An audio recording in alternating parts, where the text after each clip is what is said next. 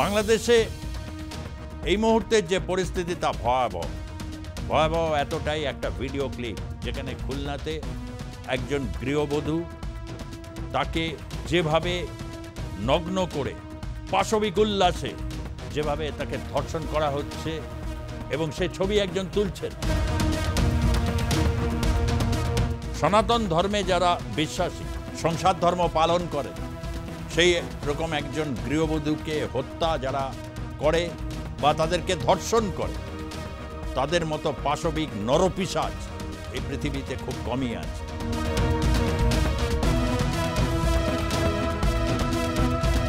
আমরা শুনেছি বাংলাদেশের সেনাবাহিনীর কাছে নাকি ম্যাজিস্ট্রেসি পাওয়ার আছে, তারা অনেক কিছু চাইলে করতে পারে, কিন্তু যেখানে হচ্ছে না পুলিশ না কোনো সেনাবাহিনীর লোক, তারা এসে তাদেরকে রক্ষা করছে।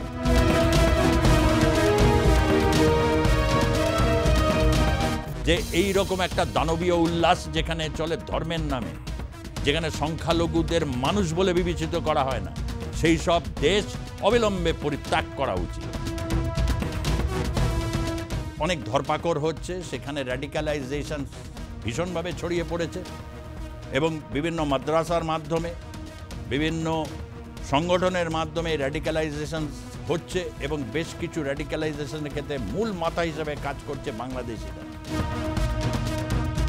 এই ধরনের একটা দুর্বৃত্ত দেশ যাদের কথার কোনো ঠিক নেই, যেভাবে আর কি ইউনূস সাহেব গোটা বাংলাদেশকে যে পথে পরিচালনা করছেন, তাতে ব্যবসা বাণিজ্য করা আগামী সময়ে রিস্ক।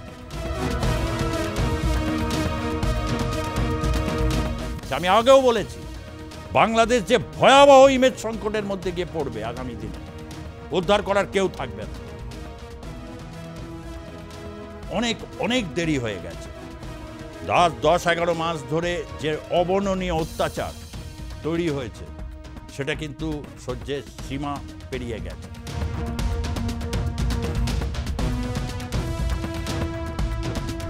বাংলাদেশ কি ক্রমশ সংখ্যালঘুদের জন্য বধ্যভূমি হয়ে উঠছে? এই বাংলাদেশে চারিদিকে শুধু সংখ্যালঘুদের আর্তনাদ এখন আকাশে বাতাসে ধ্বনিত হচ্ছে। কি হচ্ছে বাংলাদেশে?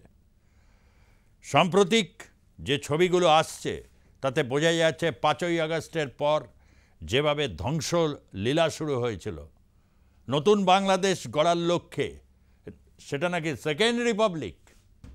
তাই সেকেন্ড রিপাবলিকের চেহারা, যেখানে ধর্মনিরপেক্ষতাকে সংবিধান থেকে বাদ দিয়ে তারা এমন একটা বাংলাদেশ করতে চাইছে যেখানে 90% মুসলমানের পাশে অন্যান্য যেসব সংখ্যালঘু রয়েছে তারা অকিঞ্চিৎকর, যারা বাংলাদেশের কাছে মনে হচ্ছে শুধুমাত্র জিম্মি হয়ে রয়েছে, তাদেরকে কোথাও একটা বন্দি করে রাখা হয়েছে।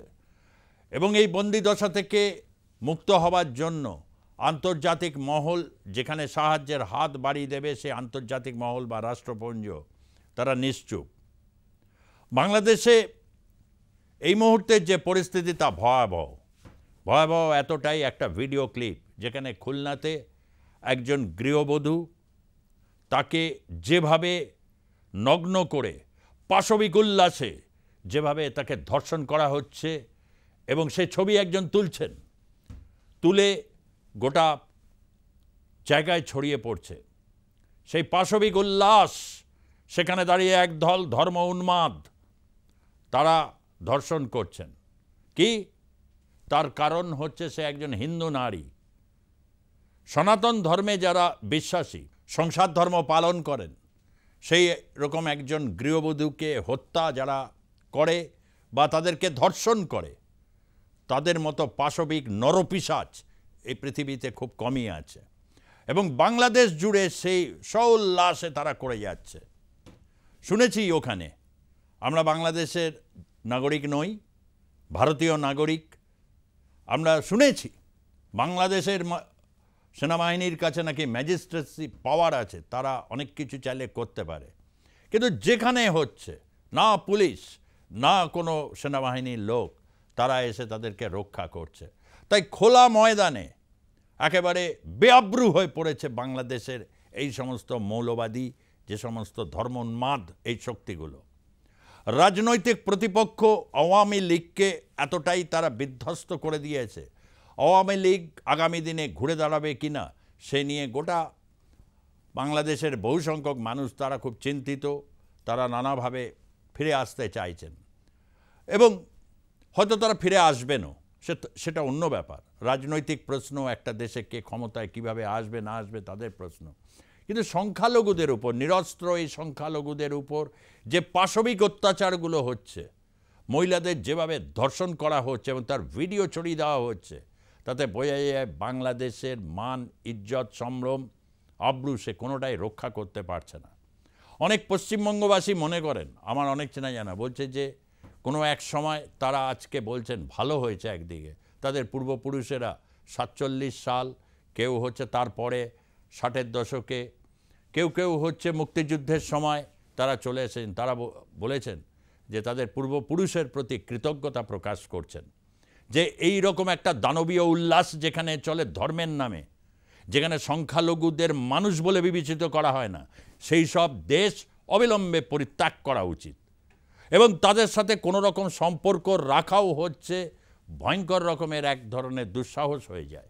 অনেকে এটা বলছেন, শুনতে খারাপ লাগছে এই কারণেই, ভাষাটা তো এক, সৌভাগ্যক্রমে হোক দুর্ভাগ্যক্রমে হোক, কে কিভাবে দেখবেন জানি না, কিন্তু আমি সৌভাগ্যক্রমে এই শব্দটা বলবো। ভাষা এক, সংস্কৃতি অনেক মিল পাওয়া যায়, কিন্তু সেখানে ধর্ম এমনভাবে প্রবল বিস্তার করেছে যে নারীকে সেখানে সম্পূর্ণ অরক্ষিত।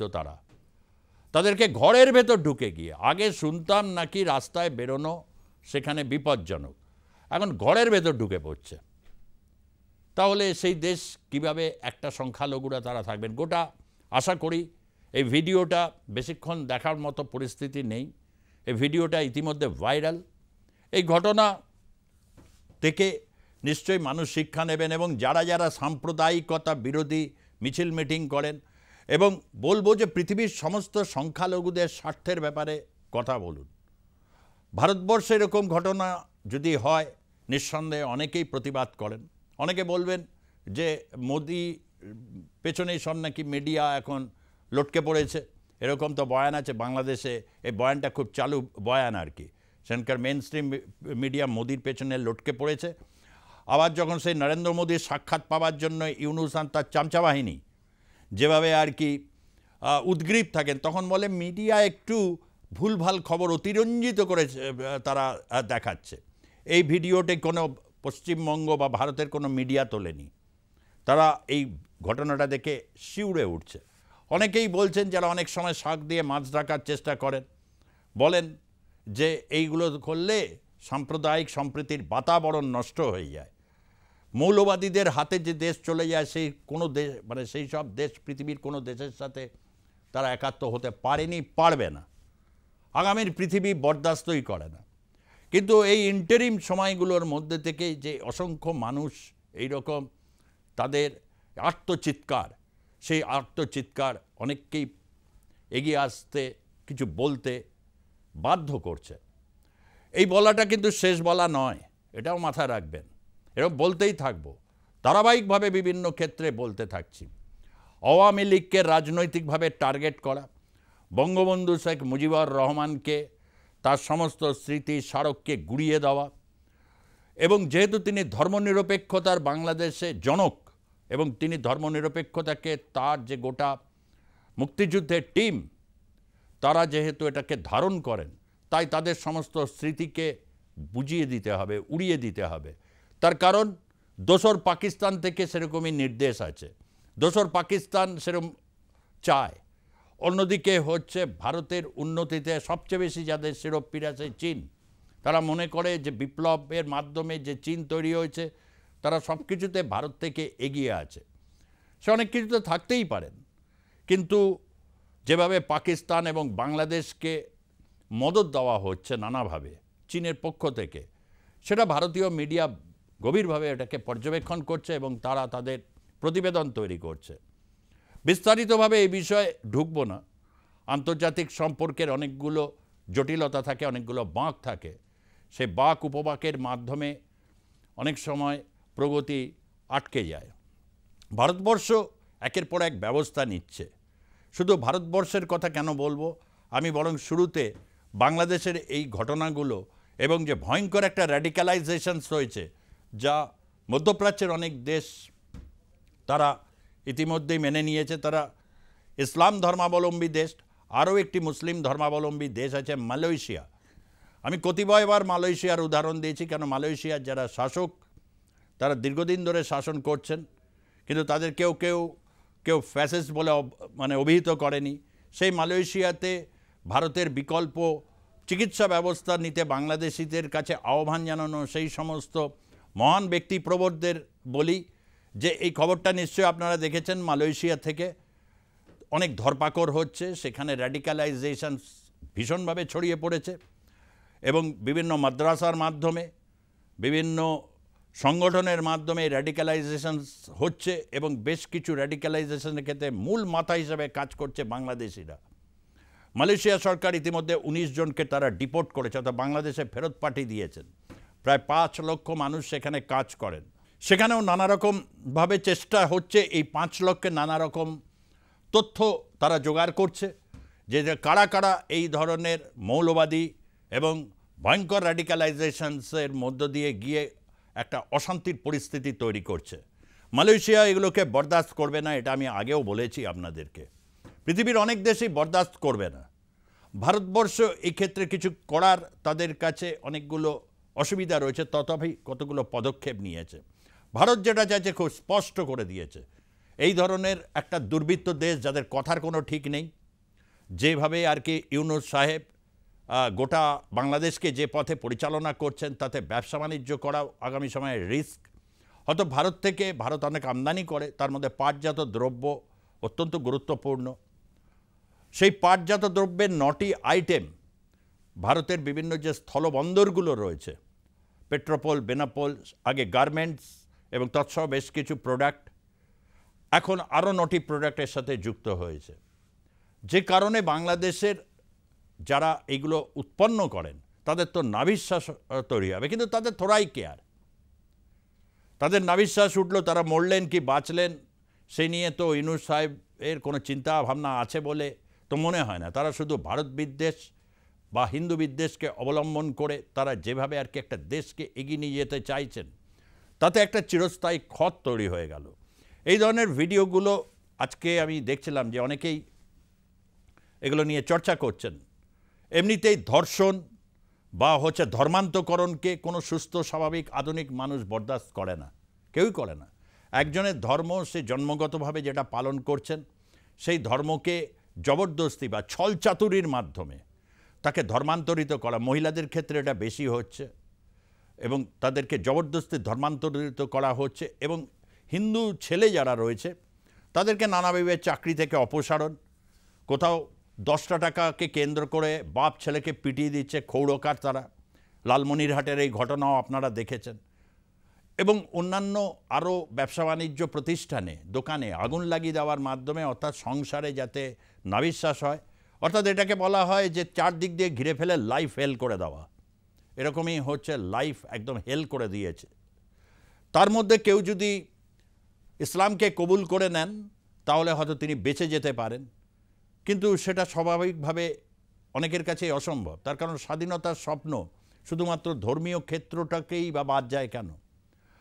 স্বাধীনতার স্বপ্নের মধ্যে যেমন থাকে নিজের দেশ পরিচালনা করা, স্বাধীনতার প্রতি ভালোবাসা এবং স্বয়ের অধীন থাকা, সেখানে ধর্ম অবশ্যই আসে। ধর্ম পালনের স্বাধীনতা হচ্ছে কোনো একটি দেশের একটি নাগরিকের মৌলিক অধিকার। এবং যে দেশে সংখ্যাগুরু বা সংখ্যালঘু সেটা যদি ইসলামিক দেশও হয়, তাহলে কি তাদের সাথে এরকমই ব্যবহার করা হবে যেটা পাকিস্তানে হয়? ওখানে 1%ও আজ হিন্দু নেই। তাতে ভারতেরও আর কিছু করার নেই। তার কারণ পাকিস্তান নিয়ে ভারতবাসীর কোনো রকম বিন্দুমাত্র আবেগ কাজ করে না, তাকে শত্রু দেশ হিসেবে বিবেচনা করে। এটা তো ভয়ঙ্কর দিক। একটা প্রতিবেশী দেশের মধ্যে সম্পর্ক, আদান প্রদান, সমস্ত কিছুর মধ্যে ওঠানামা থাকতে পারে, কিন্তু এই ভয়ঙ্কর বিপজ্জনক জায়গায় নিয়ে যাওয়া, যেখানে সংখ্যালঘুদের জিম্মি করা হচ্ছে, যাদেরকে সমস্ত স্বাধীনতা হরণ করে এবং বিভৎস লালসাকে চরিতার্থ করার জন্যে সেই সমস্ত কাজ, যখন হীন কাজগুলো করছে তখন তার ভিডিও করে তাকে ছড়িয়ে দিচ্ছে। তাতে কি ভয় পেয়ে যাচ্ছে নাকি মানুষ? ভয় পেয়ে যাবে অত সহজ? সনাতন ধর্মকে অনেকে মনে করেন যেটা হচ্ছে শান্তি বা নিরস্ত্রের ধর্ম, কিন্তু শুধু তা নয়, কিন্তু রিটালিয়েশনস, প্রত্যাঘাত, এগুলো কখনো তো পথ হতে পারে না। একটা দেশে সম্মুখভাবে স্বাধীনভাবে পারস্পরিক সাহচর্যের মধ্যে দিয়ে বসবাস করার যোগ্যতা কি তাদের নেই? ধীরে ধীরে সংখ্যা তো কমতে কমতে এরপর শূন্যতে গিয়ে দাঁড়াবে। আর কিছু কিছু সময় মানুষ শুনবে এরকম শুনতাম আর কি, ওই আপনাদের লোকেরা সেই 47 থেকে চলে এসেছে, তারপর আর সেই দিন নেই। আগের সময় মনে হয় এগুলো কথার কথা, তার কারণ কোনো প্রতিবাদও দেখছি না। রাজনৈতিক দল হিসাবে বিএনপিকে অত্যন্ত নচ্ছাড় এবং ভ্রষ্ট পার্টি বলে অনেকেই মনে করেন পশ্চিমবঙ্গে। তবুও 5ই আগস্টের পর তাদের যিনি মহাসচিব, তাকে বিদ্বান ব্যক্তি হিসাবে জানতাম। তার কথাবার্তা বা প্রেস কনফারেন্সে ভিডিওগুলো দেখলে আমার মনে হতো যে সেই জনাব অত্যন্ত একজন সজ্জন ব্যক্তি, বয়স্ক ব্যক্তি। তিনি মাঝে মধ্যে তার মেয়েদের কাছে অস্ট্রেলিয়া যান। আমি আশ্চর্য হয়ে যাই, তার কোনো দিন তার ভিডিও শুনেছি, কখনো সংখ্যালঘুদের ব্যাপারে তার কোনো মমত্ব দেখিনি। এরা নাকি শিক্ষিত পণ্ডিত ব্যক্তি। আরও একজন আছে এই রিজভি, এককালে তো হচ্ছে কলকাতা আসতো আর ঠাসিয়ে মার্কেটিং করতো। ওই যাকে বলে না ঠাসিয়ে মার্কেটিং করা, মানে তাদের মার্কেটিং দেখলে বোঝা যায় যে বাংলাদেশে কি কিছুই তৈরি হয় না। তারপর সেই জিনিস তিনি পুড়িয়ে দিয়ে ভারত বিদ্বেষের আগুনে ঘি ঢেলেছিলেন। সেই রিজভি যখন হচ্ছে তাদের উপর যখন মানে বাঁশ আসে, তখন তিনি হয়ে যান হচ্ছে আওয়ামী লীগ, মুক্তিযুদ্ধের কথা বলেন। তারপর যখন সেটিং হয়ে যায়, যেটা লন্ডনে লাস্ট সেটিং হলো, এরকম এই সেটিংয়ের পর দেখা যায় যখন এরকম তারস্বরে যখন কাউকে পায় না, সফট টার্গেট হিন্দুদের কিছু মিডিয়ার অংশ, বা হচ্ছে যারা হচ্ছে গরিব আওয়ামী লীগার, বড়লোক আওয়ামী লীগারদের মানে কিচ্ছু করতে পারবে না, হ্যাঁ তাদের ঘন্টা করতে পারবেন আপনারা। আর গরিব আওয়ামী লীগারদের উপর থেকে যত জুলুম, কি সাহসী আমার। এই হচ্ছে আজকের বাংলাদেশের ছবি। খারাপ লাগে যে এরকম একজন অবলা এক হিন্দু নারীর আর্তনাদ। আমরা এটা অবশ্যই নিঃসন্দেহে রবীন্দ্রনাথের কাছারি বাড়ির পর ভারত সরকার একটা স্টেটমেন্ট দিয়েছিল, রণধীর জয়সওয়াল। অনেকেই বলছেন যে ভারত এত বড় বড় কাজ করছে, চীনের এই ধরনের নানা রকম ডিপ্লোম্যাসিকে ব্যর্থ করে দিতে পারছে, বা বিভিন্ন যুদ্ধে ক্ষেত্রে যখন হচ্ছে ভারতকে অনেকে নেগোশিয়েটর হিসেবে চাইছে।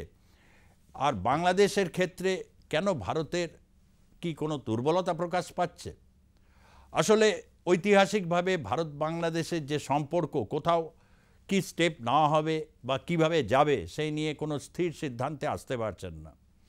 ভারতের যে সংসদীয় কমিটি আছে শশী থারুরের নেতৃত্বে, যেটা বৈদেশিক ব্যাপারে তারা সিদ্ধহস্ত, বাংলাদেশ নিয়ে তাদের একটা পর্যবেক্ষণ তারা দিয়েছেন এরকমই শোনা যাচ্ছে। সেই পর্যবেক্ষণে তারা বলছেন যে পাকিস্তান এবং চায়না যেহেতু বাংলাদেশের উপর অত্যাধিক তৎপরতা দেখাচ্ছে, ফলে ভারতকে কোথাও ইউনূস সাহেবের সাথে কোথাও একটা জায়গায় হচ্ছে একটা বোঝাপড়ার একটা জায়গায় যদি আসা যায়, তাতে অন্তত কিছুটা পরিস্থিতিকে সামাল দেওয়া যাবে। আমি জানি না কি পরিস্থিতি কিভাবে সামাল দেবে, কেন ধূর্ত লোকের ছলনার অভাব হয় না। ডক্টর ইউনূস যদি ধূর্তামির রাস্তা দিয়েই তিনি যেতে চান, তার কোনো রকম কোনো মানে সমবেদনা কোনো রকম কিছু নেই। তিনি আবার গর্ব করে বলছিলেন বাংলাদেশে এরকম দুর্গাপুজো হচ্ছে, সেনাবাহিনী সেখানে গার্ড দিচ্ছে। একটা দেশে 7%, কোনো পার্সেন্টেজেই এখন আসে না, তারা দুর্গাপুজো করছে উৎসবের সময়, সেখানে সেনাবাহিনী গার্ড দিচ্ছে।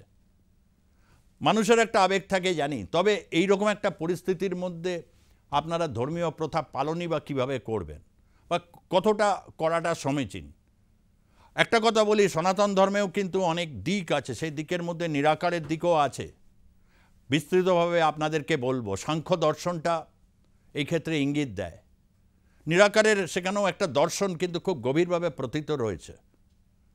ফলে আপনাদেরকে বলবো যে এই ধরনের পরিস্থিতি যা আপনাদের অনুকূলে নয়, তার যে কোনো সময় প্রাণ হাতেই রাখে। অবশ্য কী বা বলবো, বাড়িতে থাকবেন খিলেটে, সেখানে তো ঢুকে পড়বে এই দুর্বৃত্ত হাড়মাতগুলো। তাহলে কি উপায়? একটাই উপায় হচ্ছে সমস্ত শৃঙ্খল ভেঙে তার কারণ স্বাধীনতার জন্য সব কিছুই ত্যাগ করা যায়, কিন্তু কোনো কিছুর জন্য স্বাধীনতাকে ত্যাগ করা যায় না। বঙ্গবন্ধু শেখ মুজিবুর রহমানও তিনি এই স্বাধীনতার যখন ডাক দিয়েছিলেন আপামর বাঙালিকে, তখন কিন্তু রক্ত টকবক করে সকলেরই ফুটে উঠেছিল। তারা তখন ভাবেননি, বা তখন কি রাজাকাররা ছিল না? প্রবল পরিমাণে ছিল, আজ তো বোঝা যায়। তথাপি কিন্তু তারা আটকাতে পেরেছিল মুক্তিযুদ্ধকে? পারেনি। পাকিস্তানও জানতো যে অন্তিম মুহূর্তে যতবারই এরকম বলুক এত বছরের যুদ্ধ হবে, 1000 বছরের যুদ্ধ হবে, কিছু করতে পারবে না। 2 সপ্তাহ যুদ্ধ করার মতো ক্ষমতা পাকিস্তানের নেই ভারতের সাথে।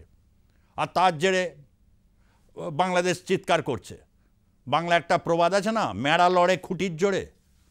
তাই বাংলাদেশ হচ্ছে এখন ওই খুঁটি ভেবেছে পাকিস্তান, আর ভেবেছে চায়না। চায়না অত সোজা জিনিস নয়, তা আপনারাও ভালো জানেন।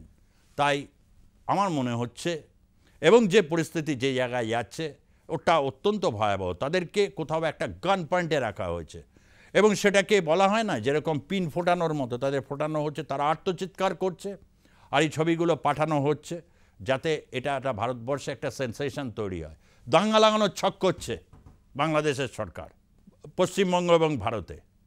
এই ধরনের পরিস্থিতি অত্যন্ত উদ্বেগের একটা বিষয় করে তোলে, এবং এই পরিস্থিতি জন্যে পশ্চিমবঙ্গ বা যারা আমার এই ভিডিও দেখছেন তাদের বলবো যে অত্যন্ত সতর্ক থাকবেন এবং ঠান্ডা মাথায় থাকবেন। জেনে রাখবেন হচ্ছে কাপুরুষ যারা হয়, যারা মহিলাদের উপর ওরকম ঝাঁপিয়ে পড়ে, তারা কাপুরুষ। কাপুরুষের সাথে কখনো শক্তির লড়াই লড়বেন না। সেখানকার বাংলাদেশের বীর নারীদের স্যালুট করছি, যারা সম্ভ্রম হানির মধ্যে থেকে দাঁড়িয়ে তাদের উপযুক্ত কথা পৌঁছে দিচ্ছেন, সেই উপরওয়ালার কাছে পৌঁছে দিচ্ছেন। তাদের চিৎকার নিঃসন্দেহে সেই উপরওয়ালা অবধিও পৌঁছবে, এবং মানুষের মধ্যে তো পৌঁছবেই। এই পরিস্থিতির মধ্যে দেখছি যে গোটা পৃথিবীতে কতগুলো দেশ এবার অনেকগুলো স্টেপ নিতে শুরু করেছে। আমি আগেও বলেছি, বাংলাদেশ যে ভয়াবহ ইমেজ সংকটের মধ্যে গিয়ে পড়বে আগামী দিনে, উদ্ধার করার কেউ থাকবে না। থাকতে হচ্ছে পশ্চিমবঙ্গে সেই বিবেকবান মানুষেরা থাকতেন, যারা প্রতি মুহূর্তে বলতেন হতে পারে বাংলাদেশে মৌলবাদ অত্যন্ত শিকড় গেড়েছে, তথাপি ওরা কিন্তু অন্য মানুষ, একই তো। গঙ্গা, পদ্মা, মেঘনা, যমুনা, বাঙালি একই সুরে উচ্চারণ করতে ভালোবাসে। সেখানকার কৃষকরা যে যে কোয়ালিটির ধান ফলায়, বাংলার পশ্চিমবঙ্গের কৃষকরাও ওই ধরনের কোয়ালিটির ধান ফলায়। কোথায় পার্থক্য রয়েছে? শুধু ধর্ম এতটাই প্রবল যেখানে অবলা নারীর উপর এরকম ঝাঁপিয়ে পড়ে, বাচ্চা বাচ্চা মেয়েদেরকে ধর্ষণ করছে, খুন করছে, বাবার সামনে মেয়েকে ধর্ষণ করছে, ছেলের সামনে বাবাকে কিভাবে অপদস্থ করছে, কিনা 10টা টাকা নিয়ে বিবাদ, এবং পাল্টা বলা হচ্ছে সে নাকি ধর্ম অবমাননা করেছে। কয়েকটা এরকম পেটোয়া ইউটিউবারও নেমে পড়েছে, গিয়ে এরকম হচ্ছে, গিয়ে এরকম বুম ধরছে সামনে গিয়ে এরকম করে, এবং বোঝানোর চেষ্টা করছে যে বিভিন্ন কাস্টমারদের নিয়ে। তারা বলছে তারা নাকি করেছে, আর তারা নাকি এগুলো সহ্য করে, এবং সেদিন সহ্য করতে পারিনি। এই জন্যে কি হচ্ছে এই বাংলাদেশে? বাংলাদেশের বিবেক নেই। বাংলাদেশের মানুষের যারা রয়েছেন, কত ব্লগার কত দেশ ঘুরে বেড়ান, অনেক তো ব্লগার এখানে আসেন, কলকাতায় এসে গান্ডে পিণ্ডে গেলেন, তারা আবার ভিডিও দেন। আপনারা এতটুকু প্রতিবাদ করেন না, করবেন না? আপনি বলতে পারেন যে আপনি তো খুব বড় বড় কথা বলছেন। ইয়েস, আমি বলছি এই কথাটাই। 1993 সালে যখন বাবরি মসজিদ ধ্বংস হয়েছিল, সে সময় আমি পথে নেমেছিলাম, বয়স অল্প ছিল, লিফলেট নিজেদের পয়সা খরচা করে ছাপিয়েছি। আর বলতে আজকে লজ্জা হচ্ছে এগুলো। সাম্প্রদায়িক সম্প্রীতিকে যদি বজায় রাখতে হয়, এবং যারা সেকুলারিস্ট আছেন তারা এই ধরনের অন্যায় দিনের পর দিন আপনারাও কিন্তু মুখ বুজে সহ্য করছেন। এবার জেগে উঠুন, প্রতিবাদটুকু অন্তত ধ্বনিত হোক, এবং অন্তত বলে দিতে পারি এই পরিস্থিতি যদি দ্রুত পরিবর্তন না হয়, বাংলাদেশের সাথে আগামী সময় হয়তো রাষ্ট্রের সাথে রাষ্ট্রের সম্পর্ক অনেক সময় হয়ে যায়, বাণিজ্যিক স্বার্থ থাকে, ভূ রাজনৈতিক কারণ থাকে, কিন্তু যে প্রাচীরটা তৈরি হয়ে গেছে এতটাই সেটা দৃঢ় হয়ে যাচ্ছে, আগামী দিনে কিন্তু অনেক বেগ পেতে হবে। অনেক অনেক দেরি হয়ে গেছে। 10-11 মাস ধরে যে অবর্ণনীয় অত্যাচার তৈরি হয়েছে সেটা কিন্তু সহ্যের সীমা পেরিয়ে গেছে। বাংলাদেশ আওয়ামী লীগ প্রতিবাদ করছে, বিএনপির যারা হচ্ছে ওই বয়স্ক দাদু নেতারা যারা রয়েছেন তারা একটু মানে অন্তত কিছু বলুন। কেন 2001 আর 6 সাল যা যা এসব ছবিগুলো দেখছি তাতে তো মনে হচ্ছে ওই বাবরের লোকজন, লুৎফরুজ্জামান বাবরের লোকজনই এসব কাজগুলো করছে। আর উত্তর পূর্বে আপনারা বলছেন যে আগুন জ্বালাবেন। ভারতবর্ষের জনসংখ্যা 140 কোটি, পশ্চিমবঙ্গের জনসংখ্যা 11 কোটির বেশি, এছাড়া তো অন্যান্য রয়েছে। উত্তর পূর্ব ভারতকে ভারতবাসী ভালোবাসে প্রত্যেকে। উত্তর পূর্ব ভারত হচ্ছে তাদের গন্তব্যের প্রথম ডেস্টিনেশন এখন এই মুহূর্তে দাঁড়িয়ে। সুতরাং হ্যাঁ, কিছু করতে পারবেন, ওই ধরনের বিভিন্ন জঙ্গি সংগঠনগুলো আছে তাদেরকে দিয়ে করতে পারবেন, তাতে মানে বিন্দুমাত্র একটা হালকা আঁচড়ও ভারতীয় সেনাবাহিনীর উপর পড়বে না। তারা এতটাই দক্ষ এবং প্রশিক্ষিত এখন। সুতরাং যেটা হতে পারত হচ্ছে মানুষ মানুষের সাথে একটা অকৃত্রিম সম্পর্ক। আর যারা ভারত বিদ্বেষ জাগিয়ে তুলেছিলেন বিভিন্ন সময়, তাদের উদ্দেশ্যে বলে রাখি, এই ঘৃণার আগুন একদিন আপনাদেরকে পুড়িয়ে ছাড়বে, এটাও বলে রাখলাম। যে অ্যাকশন আপনারা নামিয়েছেন তার রিয়াকশানটা কিন্তু অনেক বেশি আগামী দিনে আপনাদের উপর এসে গিয়ে পড়বে। আজকের মতো এখানেই শেষ করছি। ভালো থাকবেন, সুস্থ থাকবেন এবং সতর্ক থাকবেন। ধন্যবাদ, নমস্কার।